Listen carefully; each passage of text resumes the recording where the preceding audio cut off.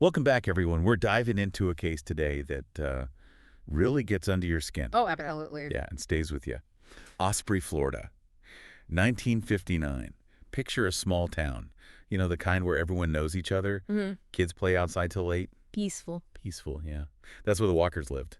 Cliff Walker, hard-working cowboy.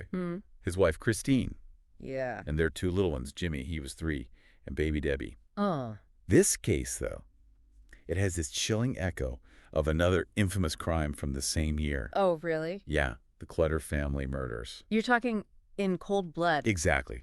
Truman Capote's in cold blood. Both families brutally murdered. Seemingly quiet towns, just weeks apart. And here's the thing. What's that? Both cases Still unsolved. unsolved after all these years. That's crazy. I know. It's the kind of case that you can't shake, right? A family just like any other. Gone. Just gone. So we're going to unpack everything we know, the evidence, the suspects. Maybe, just maybe, we can Right. shine a light on this old mystery. What do you think? Let's do it. It's important to remember, though, 1959.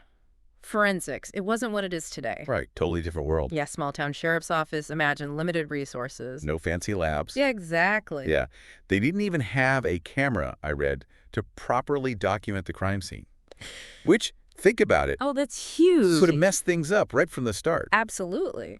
So picture this. It's a December morning. Family friend Don McLeod goes to check on the Walkers. Walks into A nightmare. a nightmare. What did he find?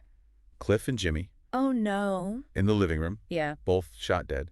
Little Jimmy, the reports say, he had crawled towards his father Oh, God. before being shot multiple times. Awful. Christine, she was in the same room, also shot. No. And then the detail that just breaks your heart. Yeah. Little Debbie, drowned in the bathtub. Oh, it's just... Senseless, the brutality. Makes you wonder what could drive someone to do something like that. But even with the challenges, investigators did find some things. Things that point to something, well, more than just a robbery. What do you mean? Well, Christine's body, it appeared to be staged after death. Staged? Like, how... Yeah, there were signs of a struggle, like she tried to fight back, but her body, it was found in this, I don't know, this posed position, almost like someone had arranged it. Deliberately. Deliberately, yeah. What do you make of that? Well, staging a body, it usually suggests the killer is trying to, send a message. Control the narrative. Yeah, exactly. It could be a personal thing, like wanting to humiliate the victim. Or throw off the investigation. Right. And this is interesting. Some very specific things were missing from the house. Like what? Cliff's pocket knife. 'Kay. Christine's old high school uniform. Even their marriage license. Not exactly your average thief's haul, is it? Not at all. These are personal items, no real value, money-wise. Right. It makes you think about the killer, What were they after? Were those items trophies? A way to, I don't know, remember the victims. Or even control them, even after death. Chilling thought. Yeah. There's something else, too. The family dogs. The dogs. Yeah, they were known to bark at strangers. Didn't make a peep that night. Investigators thought maybe the killer was someone the Walkers knew. Someone they were comfortable with. Exactly. The dog's not barking, it's a huge red flag. I see what you mean. Yeah, real unsettling. Yeah. So this brings us to our first suspect, Curtis McCall. McCall. Yeah, now, Curtis was an old flame of Christine's from high school. High school sweetheart. Kind of, yeah. And rumor has it, they may have rekindled things a bit before the murders. Interesting. Now, here's what makes Curtis really stand out. He owned a .22 caliber pistol. Like the murder weapon. Exactly the same type. He said he'd sold it before the murders, but Oh, couldn't remember who he sold it to. that's convenient. Right. Pretty big detail to just forget, especially when you're a suspect in a murder investigation. Makes you wonder if he was telling the truth. Or covering his tracks. Yeah. He did take a polygraph. Most of his Nice. answers seemed truthful. Yeah. But there was this uncertainty when he was asked if he was holding back information. Ah, the polygraph. We're talking early 1960s tech, right? Early days. How reliable were those tests back then? That's the question, isn't it? Yeah. Polygraph technology back then, it was a lot less advanced than what we have now. So, more room for error. Definitely. The results, they were open to interpretation. Okay, so even though Curtis mostly passed, that uncertainty about withholding information, That's big. it's pretty big, right? Mm. Makes you wonder, what was he hiding? Could it be connected to the Walkers? Investigators definitely couldn't ignore it. Right. It's another piece of the puzzle. So we have a former flame, maybe a motive, a shaky alibi. And a connection to the murder weapon. What else do we know about this guy? Well, apparently he had a bit of a violent streak. Oh. Yeah, there was this incident where he attacked a man during a traffic stop. This was when he was working as a highway patrol dispatcher. That's not good. A history of violence. Plus, the possible romantic link to the victim. It's unsettling. Definitely paints a disturbing picture. Yeah. And there's one more thing. After the murders, Curtis became really anxious. Oh, really? Yeah, and he lost a lot of weight. Could that be like a physical manifestation of guilt? It's possible, right? Yeah. Maybe he was struggling with what he'd done. Makes sense. So, Curtis McCall, troubled past, connection to the murder weapon, and then acting all strange after the crime. He's definitely a strong suspect. But like we said, there are others with their own connections to the Walkers. Oh, yeah. Yeah, and this next suspect, he lived very close to the Walkers and had this, unsettling relationship with Christine. Okay, now I'm intrigued. Let's hear about this next suspect. So, this next suspect, his name was Wilbur Tucker. Wilbur Tucker. Yeah. A 65-year-old retired railroad worker, lived near the Walkers. Okay. And he was a frequent visitor at their home. But his visits, they started taking a disturbing turn. Oh. He started making unwanted advances towards Christine. Wait, so this older man was hitting on his neighbor's young wife. Pretty bold, especially back then, in a small town. Right. It's not exactly the picture of small-town innocence we often think of. Yeah, cracks in the facade. And it wasn't just like harmless flirting or anything. What do you mean? We're talking unwanted kisses, propositions even. Christine, she told her mother about it, how scared she was of Tucker. Eventually, Cliff found out and banned him from their home. It's like you can almost see it happening. Those unwelcome advances, the growing discomfort. And then Cliff stepping in to protect his wife. Exactly.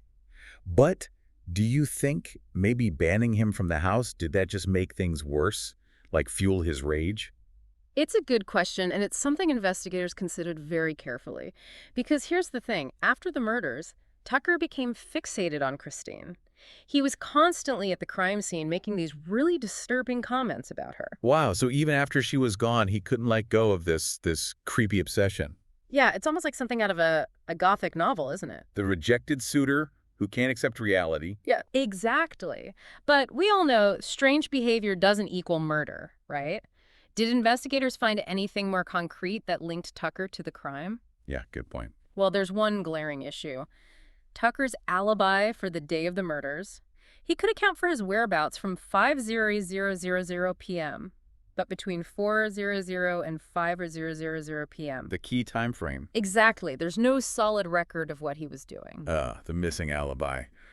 Classic true crime trope. It's a big red flag, though, right? So we have this older man fixated on a younger woman. He's banned from the house. And then on the day of the murders, conveniently can't account for his whereabouts when it matters most. Pretty damning, wouldn't you say? Very. And remember, back then, no cell phone records, no GPS tracking. Had to rely on witnesses and good old-fashioned detective work. Exactly. A gap in an alibi back then was a much bigger deal. Right. Much easier to get away with something if you were careful. Yeah. So Wilbur Tucker, rejected, obsessive, and with that missing alibi, definitely a suspect worth considering. But remember, there's another person even closer to the Walker. Cliff's cousin, Albert Walker. Right. And his behavior at the funeral. Yeah, tell me about that. Yeah. Was he just bad at handling grief, or was there something more to it? Well, think about it. You're at the funeral of your cousin, his wife, their 2 young children. Horrible tragedy. How would you expect a grieving family member to act? I don't know, tears, quiet sadness, maybe some anger. Definitely somber. Right. But Albert, he was wailing loudly, even fainted. People thought it was also over the top, insincere. Like he was putting on a show. Yeah, exactly. Like he wanted attention. Did anyone say anything to him about it? Oh, they did, and it only got weirder. Anytime anyone brought up the murders, Albert would just leave the room. Wow, so he couldn't even handle talking about it. It's like he was desperate to avoid the topic. Makes you think, what was he so afraid to think about, to talk about? And there's more. Albert made up a story about Cliff planning a Christmas party. A Christmas party? Yeah. Turns out it was completely false. And, get this, on the day the bodies were found, he was asking locals for directions to Cliff's house. He needed directions to a place he'd lived. Yeah, it's like he was trying to create an alibi before anyone even suspected him. That's a strange detail. Very strange. Investigators questioned him, of course. What did he say? claimed he was just overwhelmed with grief, not thinking straight. Investigators weren't buying it, though. They gave him a polygraph. Polygraph. Tricky, right? Given what we know about the technology back then. Exactly. Even if he passed, it doesn't automatically mean he's innocent. Right. And we're not just talking about one polygraph. Nope. Albert passed multiple tests. Multiple. So no clear motive, passes the polygraphs, and yet something about him still seems off. Yeah. See, there was this investigator, Ellis Denham, spent years on the case. He actually named Albert as his top suspect before retiring in '75. So even with those past polygraphs, a veteran detective still had his doubts. It makes you wonder what Denham saw that we're missing.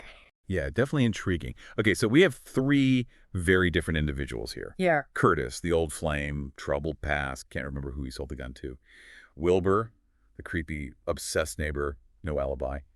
And Albert, the grieving cousin, acting very, very strange. Right. And each one, they have something that makes them a possible suspect. A real head-scratcher.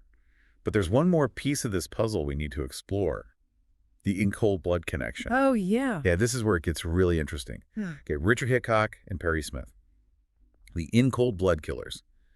Their story is chilling enough on its own, but them being in Florida, Right. just miles from the Walkers' home around the time of the murders, it's, I don't know, almost too much to be a coincidence. Right. It's like something out of a movie. Remember, they just murdered the Clutter family in Kansas. 34 days before, yeah. They were running, desperately trying to avoid getting caught, and they'd been spotted all over Florida. Including Sarasota. Exactly. Which, if you don't know, is practically next door to Osprey. And, get this, they were driving a stolen Chevrolet Bel Air. A car that the Walkers were thinking of buying. It's wild, right?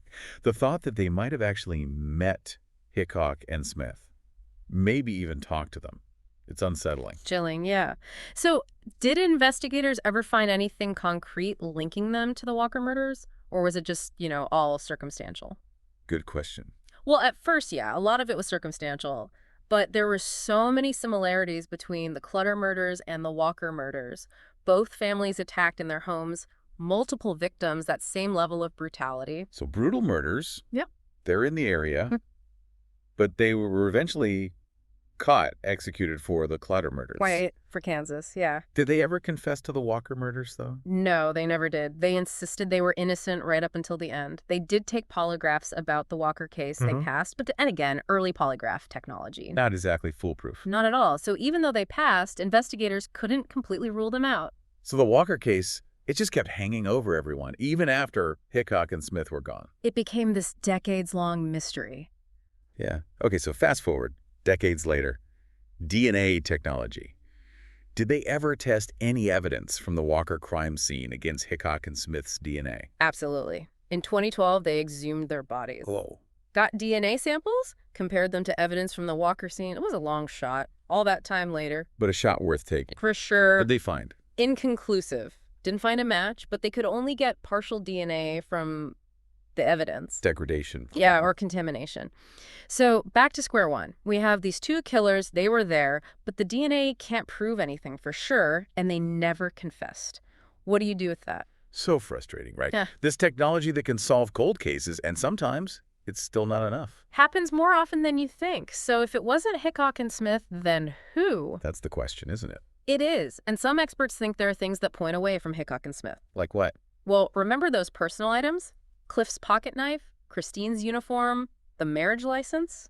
Yeah, why take that stuff? It didn't make sense, like they were souvenirs. Yep. Exactly. And those items were never found with Hickok and Smith's things. Why wouldn't they have turned up if they were the ones who took them? Makes you think it was someone who wanted to keep those items, as trophies. Someone with a personal connection to the victims, maybe. Right. And if we go with that it wasn't Hickok and Smith, we're back to our original suspects. Curtis, Wilbur, and Albert. Okay, fresh eyes. Curtis. The old flame. Fuzzy memory about the gun, maybe holding back info during the polygraph. Then you've got Wilbur, creepy obsession with Christine, no alibi, acting strange after. And Albert, the cousin. The over-the-top grieving, avoiding talking about it, the directions thing. So many pieces that could fit, but which ones make the whole picture? Right. It's up to you now, listener. Yeah. We've walked you through the evidence, the suspects, the possibilities. What stands out to you? Who do you think could be responsible? Was it one of the locals? Someone they knew with a personal motive? Or was it someone we haven't even thought of? Someone hiding in plain sight? This case, it really makes you think, doesn't it? the fragility of life, how some mysteries just linger. And how important it is to never give up searching for answers. We hope you've gotten something out of this deep dive, something to think about. Keep those details in mind. Maybe you'll have an aha moment. And if you do, don't keep it to yourself. Tell someone, share your thoughts, your theories. You never know, you might just be the one to crack this case wide open. Thanks for being with us. Until next time, stay curious and remember, the truth is out there, waiting to be found.